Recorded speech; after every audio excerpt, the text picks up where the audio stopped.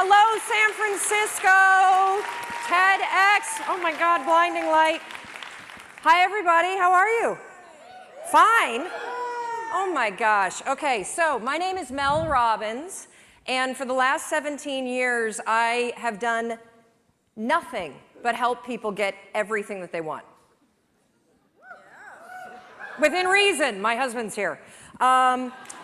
And so I've done it in the courtroom, in the boardroom, in the bedroom, in people's living room, whatever room you want to be in. If I'm there, I will help you get whatever you want by any means necessary. For the last 3 years, I host a syndicated radio show. 5 days a week, I go live in 40 cities, and I talk to men and women across America who feel stuck. Do you know that 1/3 of Americans feel dissatisfied with their lives right now? That is 100 million people. That's insane. And I've come face to face with it in this new show that I'm doing, which is also insane. It's called In-Laws. I move in with families across America. You guessed it, who are at war with their in-laws.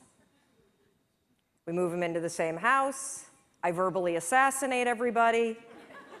We open up Pandora's box, and I get people to stop arguing about the donuts and who's hosting Thanksgiving dinner and talk about the real stuff. And that's what I want to talk to you about. I'm here for you. I'm going to tell you everything I know in less than 18 minutes about how to get what you want. So I want you to take a millisecond right now, and I want you to think about what you want. You. And I want you to be selfish. Screw Simon and the we thing. This is about me, right now. Sorry, Simon. What do you want? And here's the deal. I don't want it to sound good to other people. Being healthy will not get your ass on a treadmill. Losing your man boobs so you could hook up with somebody, now that's motivation. So I want to know, what do you want? Do you want to lose weight? Do you want to triple your income? Do you want to start a nonprofit? Do you want to find love? What is it? Get it right here. You know what it is. Don't analyze it to death. Just pick something. That's part of the problem. You won't pick. So we're going to be talking about how you get what you want. And frankly, getting what you want is simple. But notice I didn't say it was easy. It's very simple. In fact, if you think about it, we live in the most amazing moment in time. So that thing that you have up here, whatever it may be, you want to use healthy eating to cure your diabetes, you want to figure out how to take care of the elders and start a new hospice center, you want to move to Africa and build a school, guess what? You could walk into a bookstore right now and buy at least 10 books written by credentialed experts on how the hell you do it. You could Google it, and you could probably find at least, I don't know, 1,000 blogs documenting the step-by-step transformation that somebody else is already doing. You can find anybody online and cyberstalk them. You can just walk in their footsteps and let them, just use the science of drafting. Follow what everyone else has done, because somebody else is already doing it. So why don't you have what you want? When you have all the information that you need, you have the contacts that you need, there are probably free tools online that allow you to start a business or join a group or do whatever the heck you want. It all comes down to one word.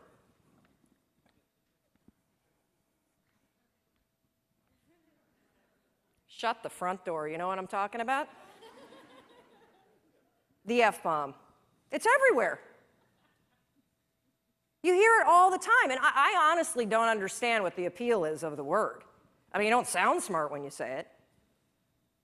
And it's really not expressing how you really feel. It's sort of a cheap, shot to take.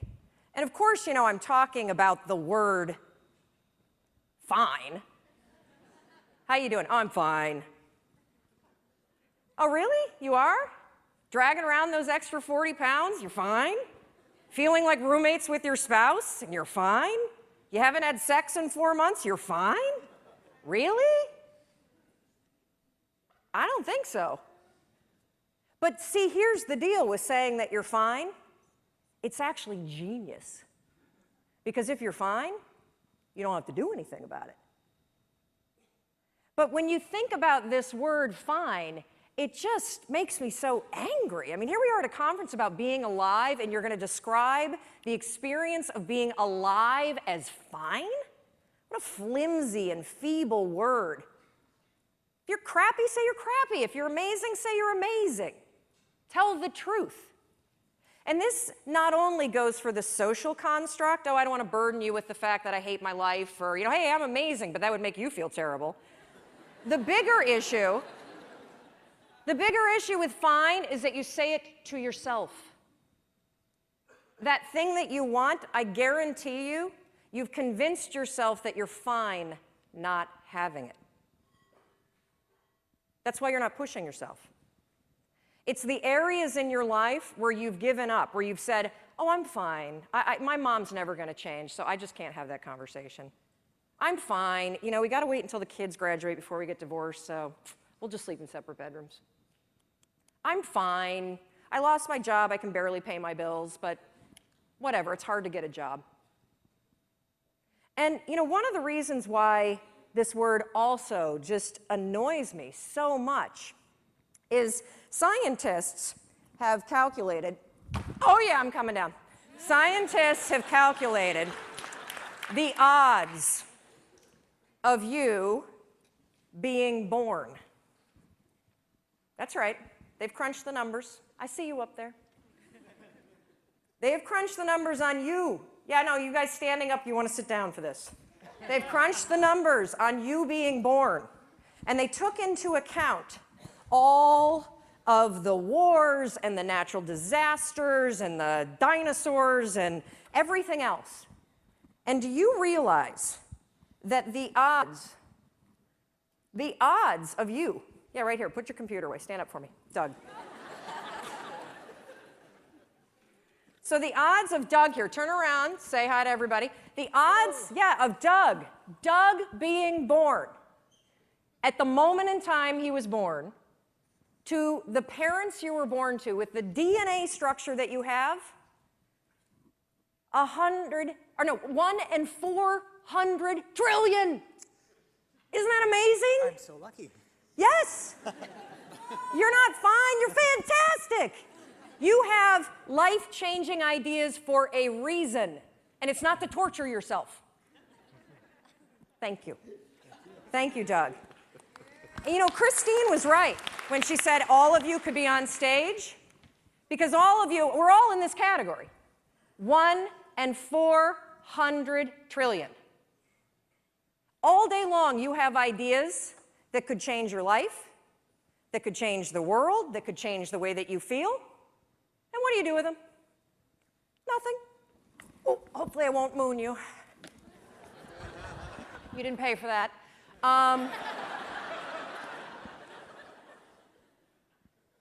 And I want you to just think for a minute, because we all have, I love to use the analogy, the inner snooze button. You have these amazing ideas that bubble up, right? You've been watching people all day, and I guarantee you, like, ping pong balls, boom, boom, boom, boom, boom, boom, boom. You've got an idea, oh, I should do this, I should do that. And every time you have an idea, what do? Boop, hit the snooze. What's the first decision you made this morning? I bet it was to go back to bed. Yeah, the first decision today, I'm 1 in 400 trillion, I'm gonna go back to sleep. And I get it. Your bed is comfortable. It's cozy, it's warm. If you're lucky, you've got, like somebody that you love next to you, or in my case, I've got my husband and my 2 kids and possibly the dog. And the reason why I'm bringing up this first decision that you made today and the inner snooze alarm is because in any area of your life that you want to change, there's one fact that you need to know. Just one. you're never going to feel like it. Ever. No one's coming. Motivation isn't happening. You're never going to feel like it. Scientists call it activation energy. That's what they call the force required to get you to change from what you're doing on autopilot to do something new. So try this test tomorrow. You think you're so fancy. I know you're attending TED. Try this. Tomorrow morning, set your alarm for 30 minutes earlier.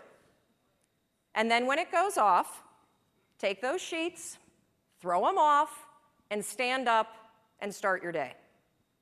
No snooze, no delay, no I'll just wait here for 5 seconds because Mel's not standing here.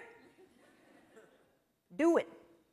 And the reason why I want you to do it is because you will come face to face with the physical, and I mean physical, force that's required to change your behavior. Do you think that somebody who needs to lose weight ever feels like going on a diet? Of course not. Do you think they ever feel like eating boiled chicken and peas instead of a croissant? I don't think so.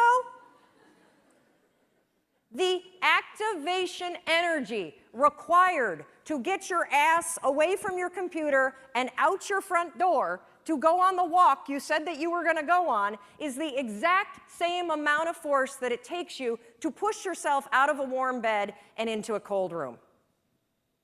What's interesting about being an adult is that when you become 18, nobody tells you that it's now going to be your job to parent yourself.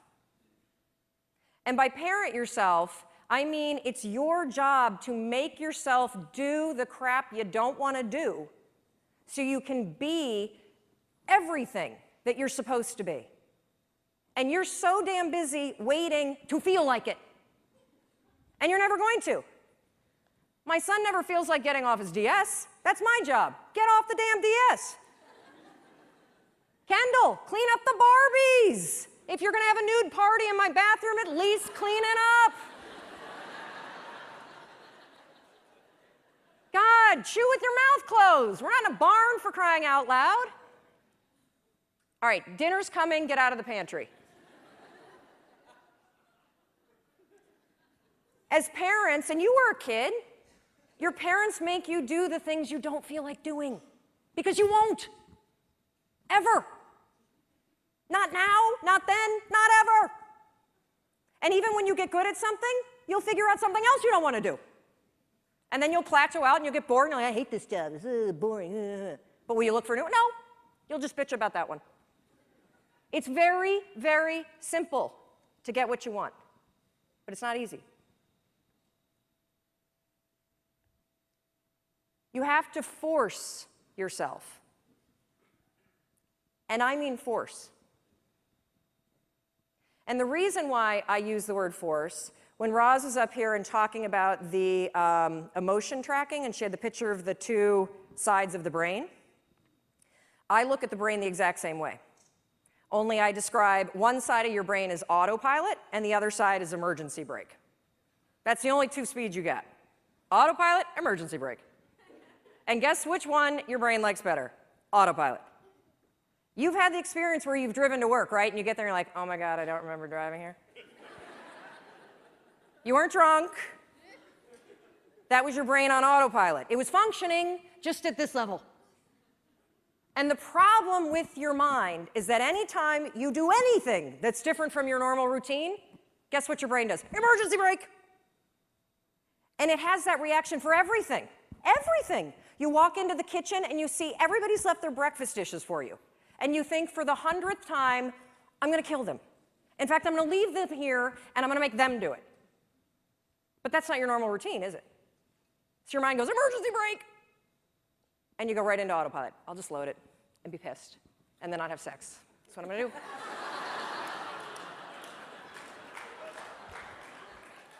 So when I say force, anything that's a break from your routine is going to require force.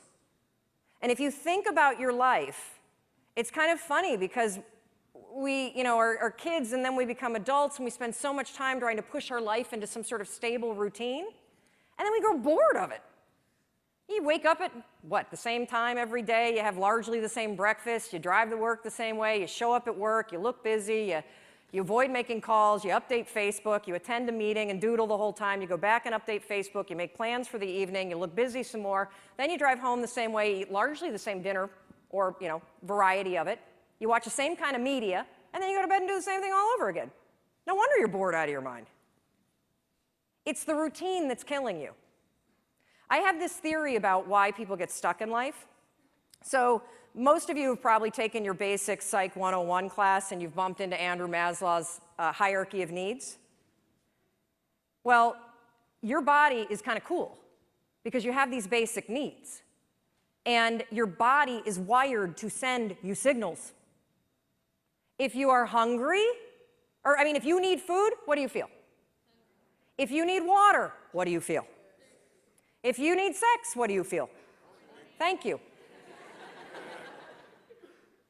I think when you feel stuck or dissatisfied in your life, it's a signal. And it's not a signal that your life is broken. It's a signal that one of your most basic needs are not being met. Your need for exploration. Everything about your life, about your body, grows. Your cells regenerate, your hair, your nails, everything grows for your entire life. And your soul needs exploration and growth. And the only way you'll get it is by forcing yourself to be uncomfortable. Forcing yourself to get outside. Out of your head, thank you. If you're in your head, you're behind enemy lines. That is not God talking, okay? It's not. In fact, if I put a speaker on it and we broadcast what you say to yourself, we would institutionalize you. You would not hang out with people that talk to you the way you talk to yourself. So get out of your head. Your feelings are screwing you. I don't care how you feel. I care about what you want. And if you listen to how you feel when it comes to what you want, you will not get it. Because you will never feel like it. And you need to get outside your comfort zone. It's not about taking risks, it's about getting outside your comfort zone. Those first 3 seconds when you push yourself out of bed, they blow. But once you're up, it's great. Those first 3 seconds when you're sitting here in a studio or a stadium like this and somebody says, get up and come dance, and you think, oh, I should do that. And then you're like, oh. That experience that you had where you had the impulse to do it, and then you didn't do the activation energy required to force yourself, your emergency brake got pulled. I'm sitting right here. I'm not going up with those crazy people. I don't like to dance. Well, what happened for me is I came up and I bumped into Rachel, and then we started talking, and next thing you know, she's tweeting. And we're friends, and boom, get outside. That's where the magic is. That's where the 1 in 400 trillion exists. So everything I do, wait, okay, this is the last part, sorry. So one more thing that you can use, I call it the 5-second rule. Your mind can process a facial expression in 33 milliseconds. It can move pretty damn quick. The other thing that it does very quickly is if you have one of those little impulses that are pulling you, if you don't marry it with an action within 5 seconds, you pull the emergency brake and kill the idea. Kill it. If you have the impulse to get up and come dance while the band is playing, if you don't stand up in 5 seconds, you're going to pull the emergency brake. If you have an impulse about you were inspired by somebody's speech today, and you don't do something within 5 seconds, write a note, send yourself a text. Anything physical to marry it with the idea, you will pull the emergency brake and kill the idea. Your problem isn't ideas, your problem is you don't act on them. You kill them. It's not my fault. It's not anybody's fault. You're doing it to yourself. Stop it. I'm counting on you. 1 in 400 trillion. You got stuff to do. And it's not going to happen in your head. So I want you to practice this today. When we go off to party, thank God it's coming soon, because I think we all could use a cocktail. I want you to practice the 5-second rule. You see somebody and you think, you have that impulse, they look interesting. Walk over there. You were inspired by somebody and you have a request, make it. That's why you're here. Experiment with it, and I think you'll be shocked about what happens. And one more thing, I want you to know that everything that I do, whether it's the radio show or the television show or the book that I wrote or the column, it's for you. And if there is anything that I can do, if I can do anything to make you do the things you don't want to do so you can have what you want, I will do it. But you need to walk over, you need to open your mouth, and you need to make the request. You got it? Good. Go do it.